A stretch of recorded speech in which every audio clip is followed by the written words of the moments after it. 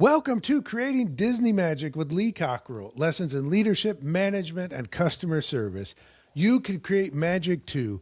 I'm your host, Jody Mayberry, and Lee Cockerell just had a big life event for the Cockerell family. Lee, how was it? It was great. Our first grandson Julian got married.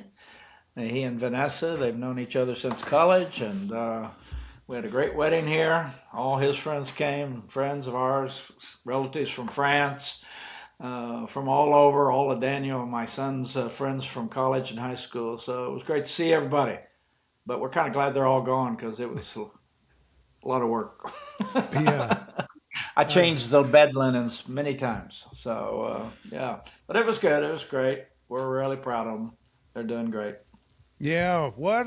How great! It's so now Lee has two of the grandkids married, one remaining. So Yeah. big life events in the Cockerell family. And I should tell you before we get into this question, if you want to go to Orlando for any of your life events, birthdays, anniversaries, whatnot, call our friends at Magical Vacation Planner. You can reach them at 407-442-2694 or go to leecockerell.com and there's a banner right there on the website.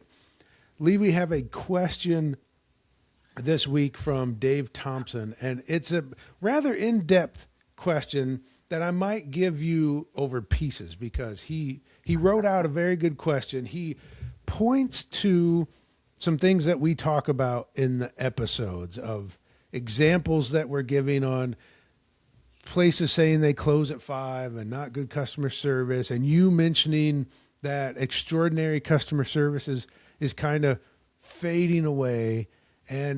So he starts to ask about how businesses and managers seem to be at a point where they can't really talk about, oh, we need great customer service, because they just simply need anybody to fill the roles. And so that's the setup for the question. But first, let's talk about that, Lee, and I'll work through his question.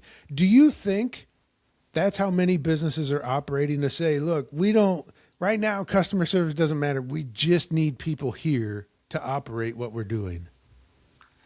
Well, I think it's become that problem because if you haven't been doing the right things from the beginning, people start to leave.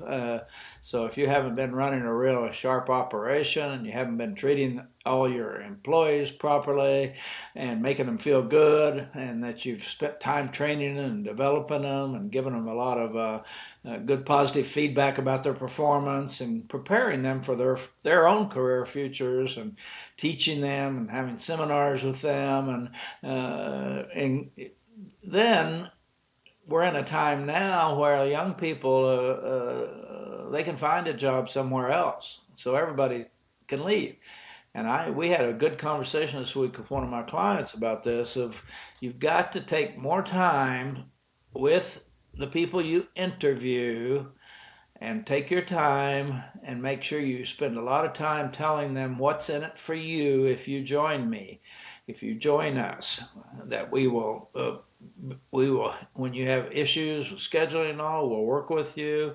We'll train you, we'll develop you, we'll give you exposure to the business so you can start learning new things. So it'll help your career whether you stay with me or not. But when you leave, you'll look back on it. And there was an example. He said, "Well, give me an example." I said, "Well, Disney's a good example. Uh, Disney's turnover compared to everybody else in the world is quite low, and it's because people become committed to Disney because of the way we treat them, the culture.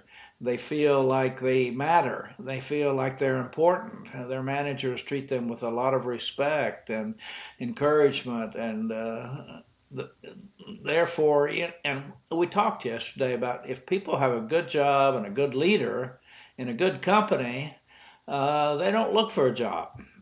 And we all know people don't leave companies, they leave their leader. Even at Disney, people say, how's the morale at Disney? I said, well, it depends who your boss is.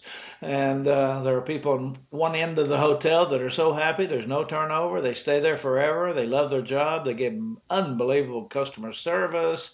They have high energy, and you can go down the hall to another department, and they have high turnover. They don't like their job. The quitting goes on, and we always, as we check back on it and we do some research, a little investigation, we always find it's the manager they left, it's their leader they left, not Disney. And so even we've done surveys at Disney that over the years, management surveys and surveying the hourly cast members. And one of the questions is, would you work for your leader again at Disney? And 15% of the people said no. So right there, they said, well, 15%, 85% is pretty good. Yeah, 15% of, we have, they have 75,000 people working at Walt Disney World now. So you got to be careful about looking at percentages. And thinking, well, an 85 or 8 out of 10 is pretty good, but it's not. And we can the point is, people are always going to leave. Executives, people at every level. Sometimes there's in management, there's no room for a move up to a bigger job when somebody's really qualified and they've sat there for a year or two and done the job, and it's obvious that bigger job where they can make more money and be more have a better career is not going to open. So they go out in the open market and they find somebody that wants them, and they want them because they worked at Disney, and so they go up. They don't have a lot of risk. So certain people will look for a job, and I've seen it with executives at Disney who left when I was there. There was no room for them to move up, and they were certainly qualified to move up. And it's all about creating such a good, close culture and respect for each other that the person working for you doesn't leave. So they always said, if you hire the right people, you don't have to worry about them leaving. And then you don't have to be out recruiting all the time. And that's what it's like now, And what happens is the attitude of the management when there's a high turnover, they get more and more stressed. They probably don't handle themselves well under stress and pressure, and maybe they're short with the employees, or they don't really spend enough time with the pre-shift meetings and the training and giving good solid feedback on how much we appreciate you.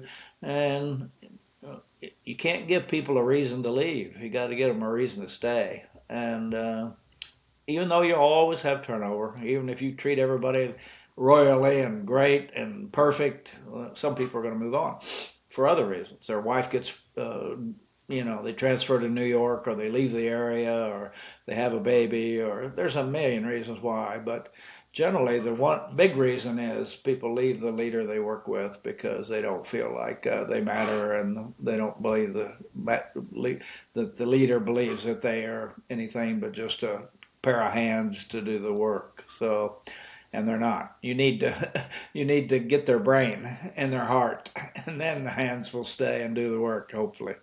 So that's how I think about it these days.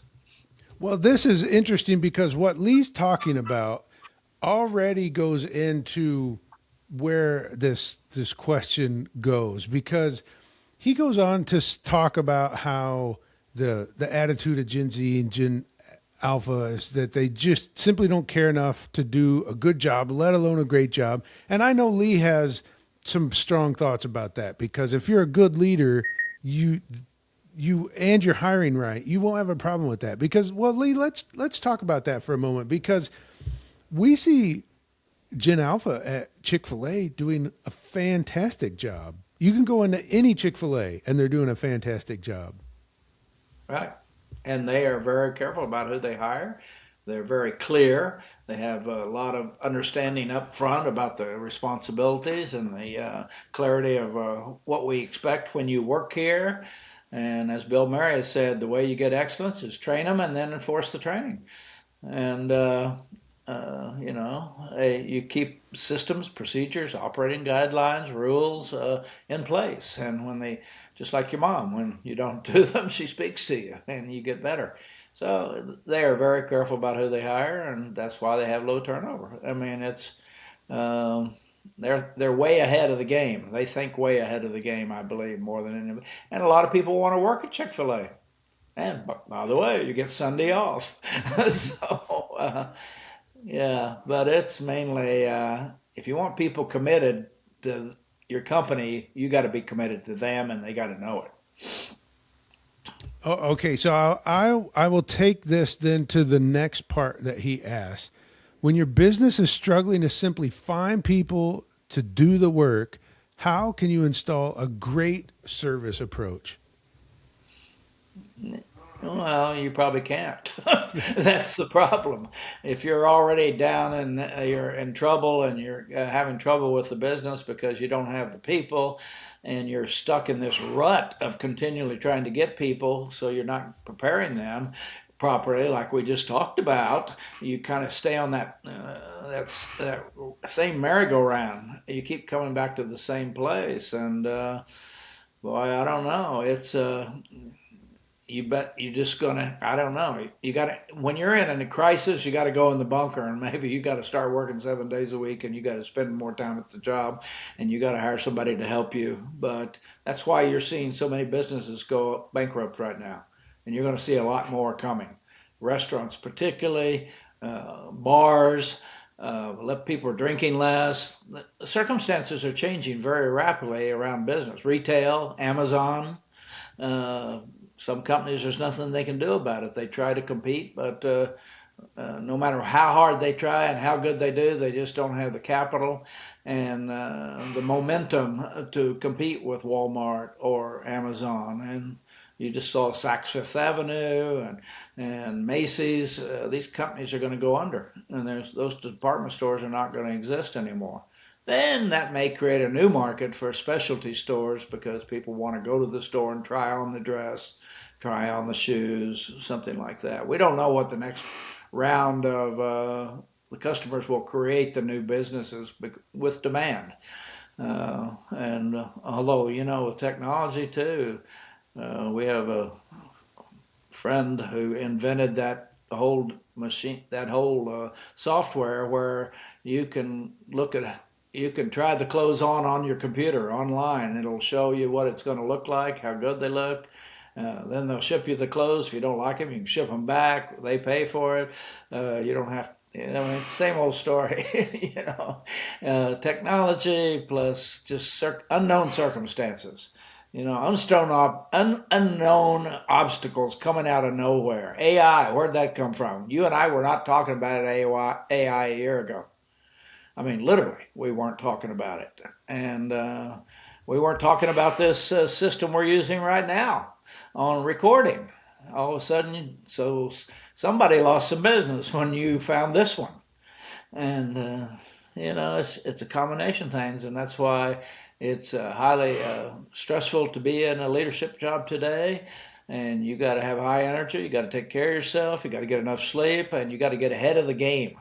You got to be really stay in shape to play the game, and the leader is the number one. Role modeling, being out there, being honest with people, making them feel like, boy, I'm glad I work here because this is a place I wake up in the morning. I can't wait to get to work. And as people leave, you can find out why they left, and you can start solving those problems. You've got to fix those issues that are reoccurring. They reoccur over and over and over again, and we don't fix them. And the workforce is a new age, and they're not going to put up with it.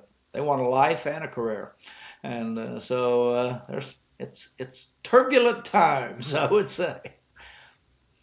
Yeah, and I think Lee's onto something, and that's one of the reasons you should ask Lee questions, because he's very candid in his answers, in that he could easily say, oh yeah, young people, they don't want to work hard. But what Lee is telling you is, sure, some young people, but also some middle-aged people and some older people don't want to work hard. That's true for every age group. But if you're a great leader, you will attract the right younger people. Disney does it. Chick-fil-A does it. I'm sure we could come up with other great companies that are faced with the same applicants and are making it happen. Yeah, I mean, and I think a lot of the managers have no idea at certain jobs, at certain levels, that a lot of these people they're hiring are living on the edge. They need every penny. They need the hours. They need to pay their rent. And Well, they've got a lot more going on than worrying about their job. They got personal problems, credit card problems, relationship problems. So leadership really has to be step it up. You know, you got to. I don't want to tell leaders that they need to be like a mother, but you got to care about your people. You got to care about them, and you figure it out, or you won't be in business. Yeah, and Lee talked about this earlier, that that's what keeps people there. It isn't just that you are given a paycheck. It's that they feel cared for. They feel the work is valuable. They feel their voice matters. That's what keeps people around. And younger people are way more willing to just leave than older people Well, are. a lot of the research says right now that that one factor is people are looking for somebody to care about them. I mean, because there's a lot of loneliness and people not going out and being on their phones and uh, retreating into their homes, and that they're they're anxious to be a part of somebody looks forward, somebody's looking for you, and they are glad to see you, and they want to see you, and they so this connection with real life people is really, relationships are a big deal. And going forward with AI and all this other stuff and all the other technologies, you're going to have to find the balance of the emotional need that employees have versus just the job requirement. They need both. They need a paycheck and they need an emotional, as we say, psychological safety. And uh, the leader can set that culture up where I feel good and trustworthy, that I trust the person I work for, and I know they're looking out for me, and when I have problems they'll help me, because that's what leaders do. Our job's to get people to be successful, and this is a deep, this whole issue is very focused on psychology, I think, and trying to understand the people and for them to understand you, instead of a lot of their attitudes they're getting online of leaders are terrible, and you gotta connect with them one on one, and drive away those myths that people are struggling with out there, and about half the stuff they're getting on the internet and negative is polluting their brains, and so they come in with an attitude already, and so we got to be better. We got to be listen. We got to be paying attention to them. We got to be available for them. Management and leadership jobs are getting harder and harder and harder, and you see it with CEOs not lasting more than 3 years. And it's just the stress is too high. The board, the quarterly earnings. I mean, it's coming from and you take environment, immigration. It's coming from every direction, and China coming into the workforce, other nations taking business. What's going on right now with all the kinds of things with trade? I mean, when you think about it, somebody out there, I had a group yesterday, and a guy told me from Canada his business is down 40% on shipment to America. He didn't plan for that last year, and it just happened. Boom, out of nowhere. And there's a lot of stuff coming out of nowhere, and so it's something. All right. Well, there's one more part to this. We've used up all of our time. Maybe I'll bring the other part back because it's almost like a completely different topic. But what Okay. you heard Lee talk about today, you can find much of that in the Main Street Leader. It's a great place to start if you want to go a little deeper into your leadership and understand how to care for people in your workplace. The Main Street Leader will help. Go to mainstreetleader.com, or if you go to cockerellstore.com, Lee said you kind of need to manage like a mother. Well, there is a book by Valerie Cockerell called Manage Like a Mother. It's right there on cockerellstore.com, and that is a great place to understand because it's written by a mother of 3 children who also had a great career at Disney. It's a wonderful book. It's available Audible or audio version and print. So check that out. Until next week, go out and create magic for others.